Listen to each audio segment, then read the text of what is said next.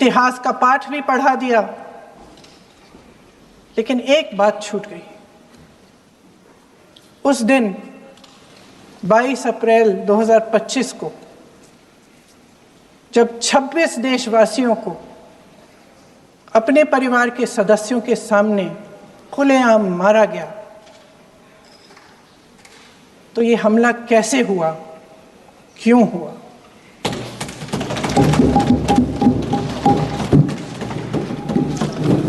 अध्यक्ष महोदय,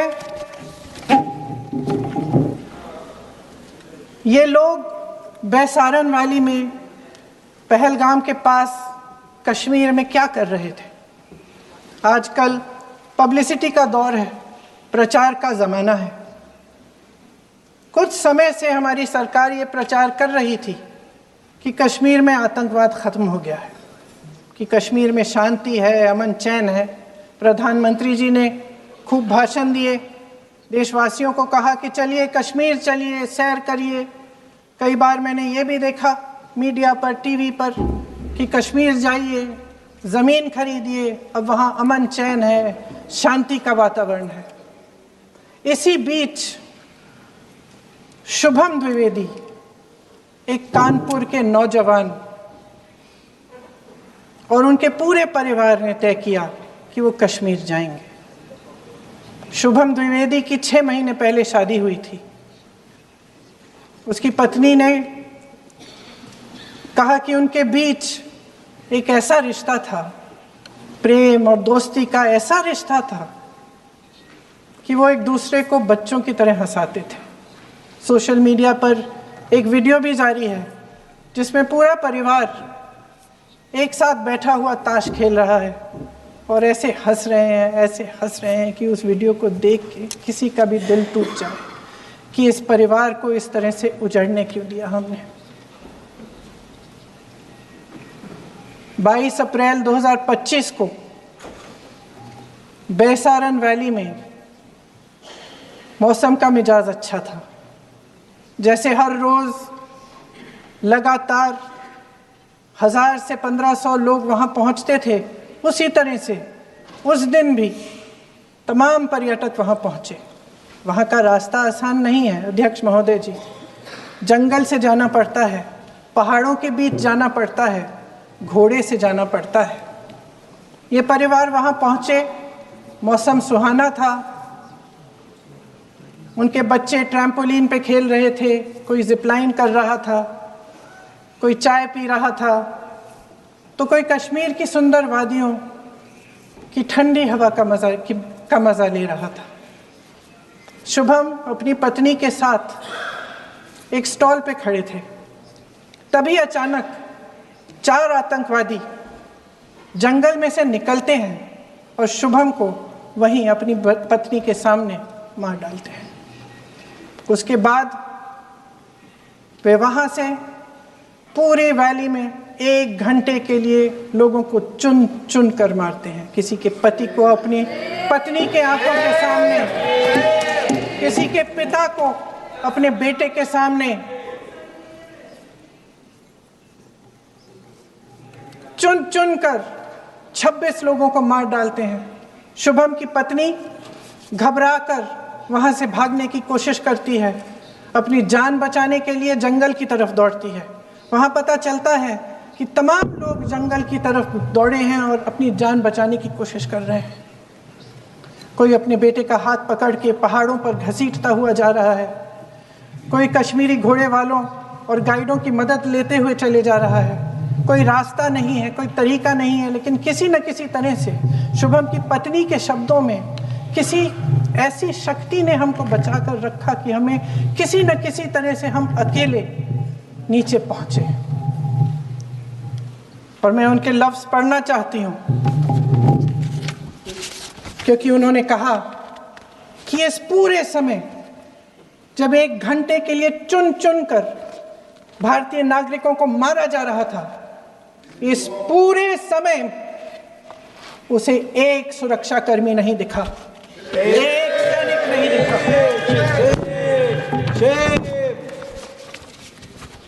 शुभम की पत्नी ने कहा, कोट, मैंने अपनी दुनिया को ख़त्म होते हुए देखा। अपनी आंखों के सामने एक सिक्योरिटी गार्ड नहीं था। मैं ये कह सकती हूँ कि देश ने, सरकार ने हमें वहाँ पे अनाथ छोड़ दिया था। सिक्योरिटी क्यों नहीं थी वहाँ? वहाँ पे एक सैनिक क्यों नहीं दिखा? क्या सरकार को मालूम नहीं था कि यहाँ रोज 1000 से 1500 पर्यटक जाते हैं? क्या सरकार को मालूम नहीं था कि यहाँ के पहुँचने के लिए जंगल के रास्ते से जाना पड़ता है? अगर कुछ हो जाएगा तो लोग वहाँ से निकल नहीं पाएंगे। एक चिकित्सा का इंतज़ाम नहीं था, फर्स्ट एड का इंतज़ाम नहीं था, कोई इंतज़ाम नहीं था, ना सुरक्षा का ना फर्स्ट एड का। इन लोगों को भगवान भरोसे छोड़ दिया गया। ये लोग वहाँ पे इस सरकार के भरोसे गए और इस सरकार ने उन्हें भगवान भरोसे छोड़ दिया।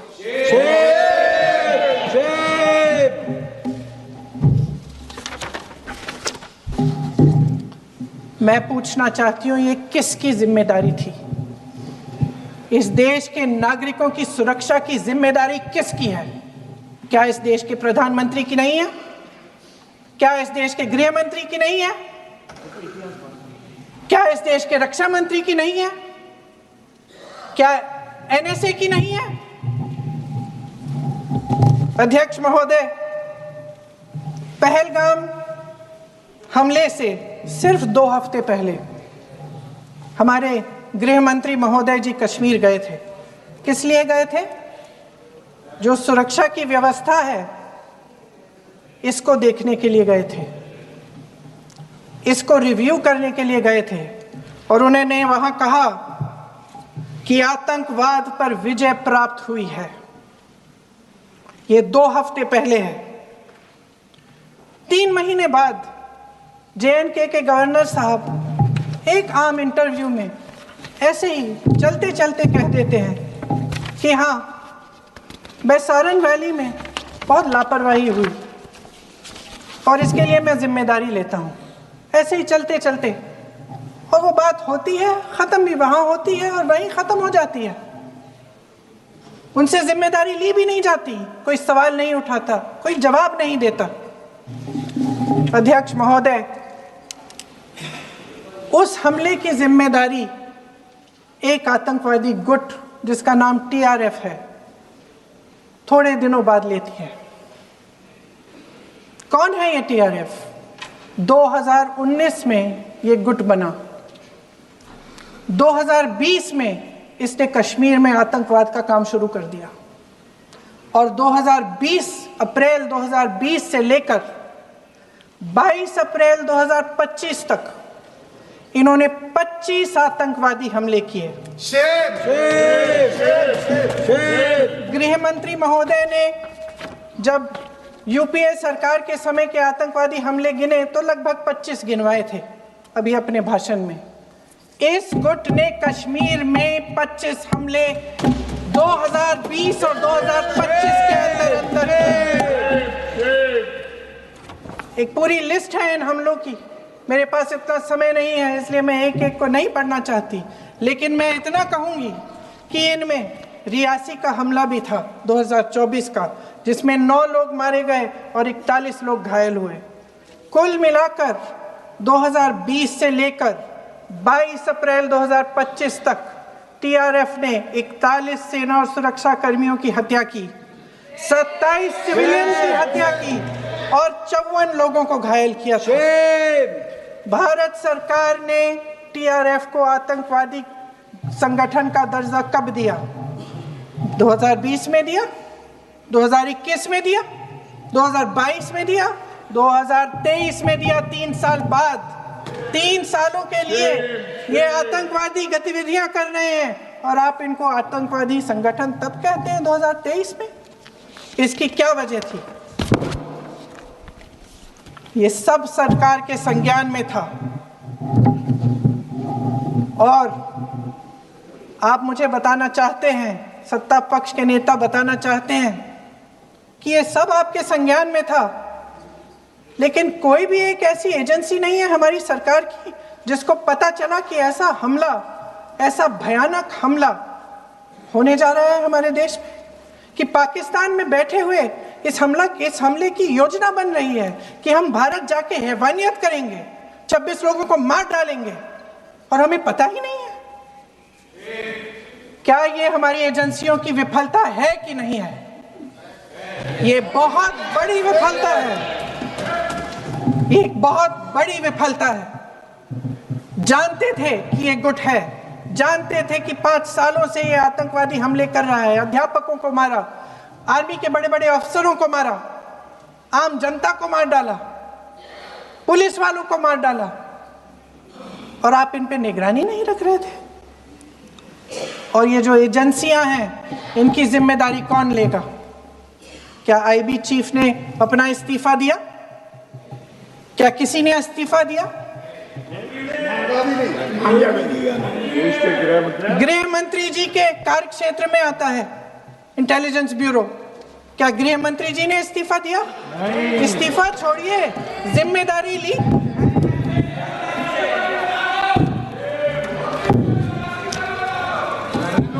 साहब देखिए, इतिहास की बात आप करिए, मैं वर्तमान की बात करना चाहती हूँ। आपको तो एक बहाना चाहिए, आपको तो एक बहाना चाहिए। पूरे परिवार का नाम गिनवा देते हैं। अरे अपनी जिम्मेदारी खुद लीजिए। 11 सालों के लिए तो सत्ता में आप हैं। नेहरू को छोड़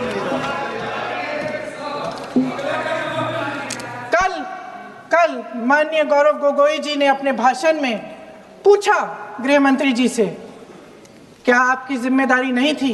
मैं देख रही थी। राजनाथ जी, रक्षा मंत्री जी यूं यूं अपना सर हिला रहे थे, कुछ बोले नहीं। अंदर से महसूस हुआ होगा कि यहाँ कुछ जिम्मेदारी थी, लेकिन माननीय गृह मंत्री महोदय जी हंस रहे थे, वे हंस रहे थे।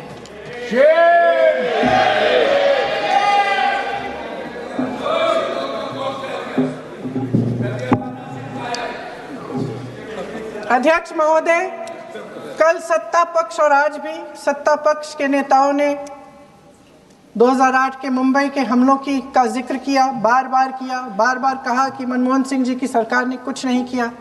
ये तो जानकारी होगी ना कि उसी समय जब वो आतंकवादी हमला चल रहा था, तभी उन आतंकवादियों को मार डाला था। एक बचा था और उसको भी फांसी दे दी थी 2012 में। महाराष्ट्र के मुख्यमंत्री ने इस्तीफा दिया। देश के गृह मंत्री ने जिम्मेदारी लेकर इस्तीफा दिया। एक जवाबदेही थी पब्लिक के प्रति, एक जवाबदेही थी इस देश की जनता के प्रति, इस देश की धरती के प्रति।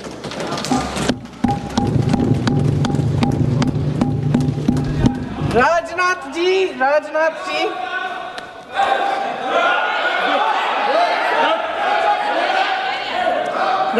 जी तो पुलवामा, उरी और पठानकोट के समय गृह मंत्री रहे थे।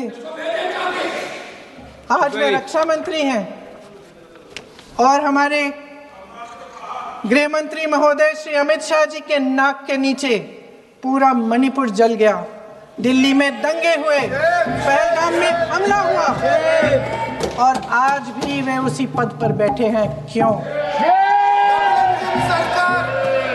अध्यक्ष महोदय, बमबारी से अखबारों के हेडलाइन बनते हैं, मगर कहानी सुरक्षा में की चूक में भी है। आज देश खोखले भाषण नहीं सुनना चाहता, देश जवाब चाहता है, तसल्ली चाहता है कि सच उससे छिपाया नहीं जाएगा। देश जानना चाहता है कि उस दिन अप्रैल 22, 2025 को क्या हुआ और क्यों हुआ। आप तो खुद अपनी पीठ थपथपाने में लगे रहते हैं। सेना, देश, संसद से सच छुपाते हैं। ऑपरेशन सिंदूर जब शुरू हुआ, हम सब ने समर्थन किया, सब एकजुट होकर खड़े हो गए इस देश के लिए। दोबारा होगा, दोबारा खड़े हो जाएंगे। अगर हमारे देश पे हमला होता है तो यहाँ इस सदन में किसी भी पार्टी का हो, कोई भी हो, सब आपका समर्थन करेंगे और हमें अपनी सेना पर गर्व है कि उन्होंने इस बार भी दृढ़ता से लड़ाई लड़ी, धैर्य से लड़ाई लड़ी, वीरता से लड़ाई लड़ी। लेकिन इस ऑपरेशन का सिंदूर का क्रेडिट, उसका श्रेय तो हमारे प्रधानमंत्री जी चाहते हैं। सही भी है, ठीक है, सही है, श्रेय ले। ओलंपिक्स में हमारा मेडल आता है, उसका भी श्रेय लेते हैं। लेकिन सिर्फ श्रेय लेने से नहीं होता नेतृत्व, जिम्मेदारी भी लेनी पड़ती है।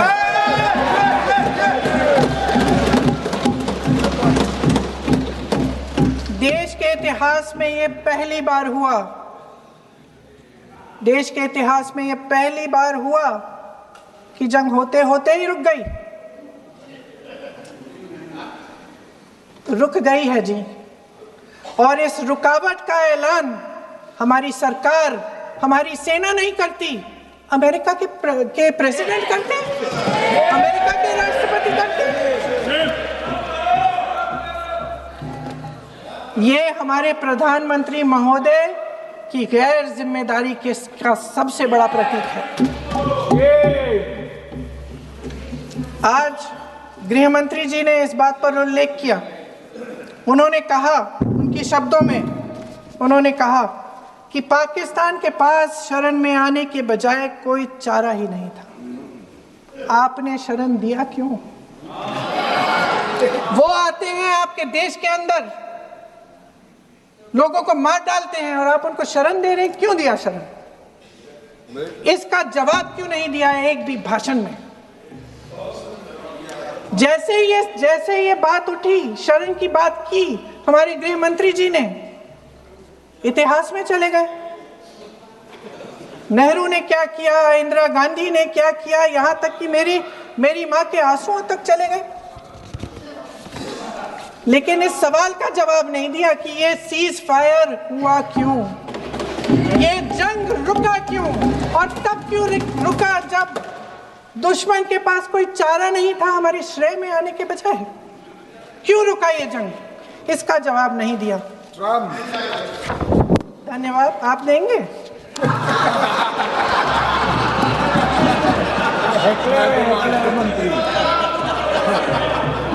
देना भाई देना, आपको टाइम मिलेगा तो। टाइम नहीं मिलेगा आपको शायद। वैसे महोदय, मेरी माँ की आंसू की बात किए, मैं इसका जवाब देना चाहती हूँ। मेरी माँ के आंसू तब गिरे जब उनके पति को आतंकवादियों ने शहीद किया, जब वे मात्र 44 साल की थी। और आज अगर मैं इस सदन में खड़ी हूं और उन 26 लोगों की बात कर रही हूं, मैं इसलिए कर रही हूं क्योंकि मैं उनका दर्द जानती हूं, महसूस करती हूं।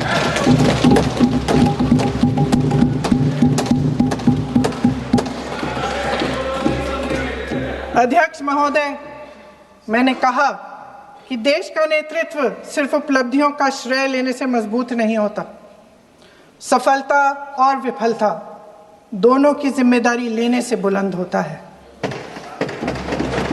ये सोने का ताज नहीं है, कांटों का ताज है। अध्यक्ष महोदय, जब सरकार झूठी और कायर हो तो वे बहादुर से बहादुर सेना के साहस और पराक्रम को भी कमजोर कर देती है। देश को प्रतिशोध के साथ साथ सबके प्राणों की रक्षा का प्रण चाहिए। सेना की शक्ति के साथ सरकार की सच्चाई भी चाहिए। महान देशभक्त शहीद इंदिरा गांधी जी, जिन्होंने सफल कूटनीति के बल पर अमेरिका के राष्ट्रपति निक्सन का मुकाबला करके पाकिस्तान का विभाजन करवाया, बांग्लादेश बनाया, 1 लाख पाकिस्तानी सैनिकों को आत्मसमर्पण करने पर मजबूर किया, उन्होंने कभी इसका श्रेय लेने की कोशिश नहीं की। ऑपरेशन सिंदूर का मकसद अगर पाकिस्तान को सबक सिखाना था तो शायद ये मकसद अभी अधूरा है, क्योंकि हमारी कूटनीति विफल रही है। इसका प्रमाण यही है कि ऑपरेशन सिंदूर के बाद एक पाकिस्तानी जनरल जिसके हाथ खून से रंगे थे अमेरिका के राष्ट्रपति के साथ बैठकर लंच खा रहे थे। अगर ऑपरेशन सिंदूर का मकसद का अध्यक्ष चुने जाने से इस मकसद को धक्का लगा है, इसकी जिम्मेदारी कौन लेगा? क्या हमारे प्रधानमंत्री लेंगे? क्या उनमें ये हिम्मत है? नहीं है। अगर इस ऑपरेशन के दौरान हमारे जहाजों का नुकसान नहीं हुआ तो सदन में इसे साफ साफ कहने से क्या डर है? क्यों नहीं कहा है? कल भी रक्षा मंत्री जी ने कहा कि हमारे इंफ्रास्ट्रक्चर का नुकसान नहीं हुआ, तो जहाजों के बारे में भी बता दें, साफ साफ बता दें, क्या हर्ज है? सच्चाई तो है। सवालों से बचने के लिए ये सरकार हमेशा प्रयास करती है। इसकी राजनीतिक कायरता बेमिसाल है। देशवासियों के प्रति जवाबदेही का एहसास ही नहीं है। सच्चाई ये है कि इनके दिल में जनता के लिए कोई जगह नहीं है। सब राजनीति है, सब पीआर है, सब प्रचार है, सब पब्लिसिटी है। देश की जनता के लिए आपके हृदय में कुछ नहीं रहा। बहुत समय हो गया है आप इस प्रचार में ही लिप्त हैं, जनता को देख नहीं पा रहे हैं। जी मानिए। जो पहलगाम में हुआ, खत्म करती हूँ, जो पहलगाम में हुआ उससे हर एक देशवासी के दिल पे चोट पहुंची है। हिमांशी नारवाल की गुहार ने हम सबको शर्मिंदा किया है। इसीलिए मैं आज यहाँ खड़े हुए एक आखिरी बात करना चाहती हूँ।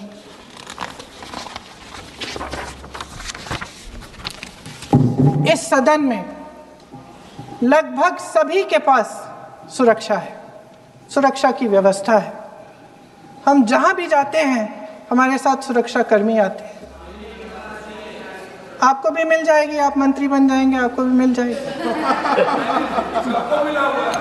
मैं मजाक की बात नहीं कर रही हूँ, थोड़ा सा धैर्य रखिए। उस दिन पहलगाम में 26 परिवार उजड़ गए। 26 लोगों को अपने परिवार के सदस्य के सामने मारा गया। 26 बेटे, पति, पिता गुजर गए। उनमें से 25 भारतीय थे।